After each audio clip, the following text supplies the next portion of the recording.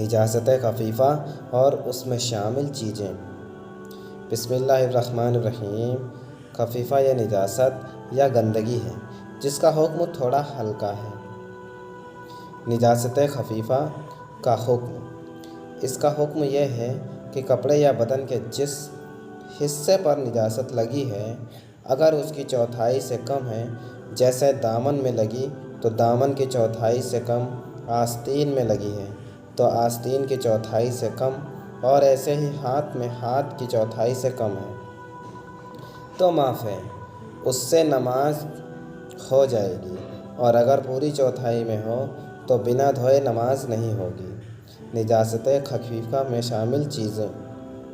حلال جانور جیسے گائے، بیل، بھینس، بکری اور اونٹ وغیرہ کا پیشاب پتہ نجاست خفیفہ ہے۔ گھوڑے کا بھی پیشاب اور پتہ نجاست خفیفہ ہے۔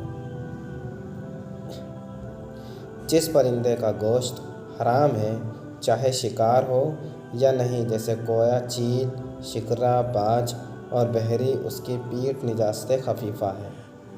نجاست غلیظہ اور خفیفہ کے جو الگ الگ حکم بتائے گئے ہیں وہ صرف بدن یا کپڑے پر لگنے والی نجاست کے بارے میں ہے۔ اگر نجاست کسی پتلی چیز جیسے پانی، دودھ، سالن یا سرکے میں گرے تو چاہے غلیظہ ہو یا خفیفہ کل ناپاک ہو جائے گا، چاہے ایک قطرہ ہی گرے۔ اگر پتلی چیز دہ در دہ ہو تو پاک ہے۔ دہ در دہ کا مطلب یہ ہے کہ اس کی لمبائی کم سے کم 10 ہاتھ اور چوڑائی بھی کم سے کم 10 ہاتھ ہو، اور گہرائی اتنی ہو کہ جب چلو سے پانی لے لو تو زمین نہ کھلے۔ یہاں پر ہاتھ سے مراد شرعی ہاتھ ہے، یعنی کہنی سے ہاتھ کی انگلیوں تک کی لمبائی۔ اب ہم ان حالتوں کا ذکر کر رہے ہیں کہ جب ہمارے بدن یا کپڑوں پر ناپاکی لگ جاتی ہے اور عام طور پر اس پر دھیان نہیں دیا جاتا۔ اگر ناپاک کپڑے میں پاک کپڑا لپیٹا اور اس ناپاک کپڑے سے یہ پاک کپڑا تھوڑا نم ہو گیا اور نجاست کا رنگ یا بو اس پاک کپڑے میں آ گئے تو ناپاک ہو جائے گا۔ اگر بھیگ جائے تو ہر صورت میں ناپاک ہو جائے گا، چاہے اس کا رنگ بو پاک کپڑے میں آئے یا نہیں۔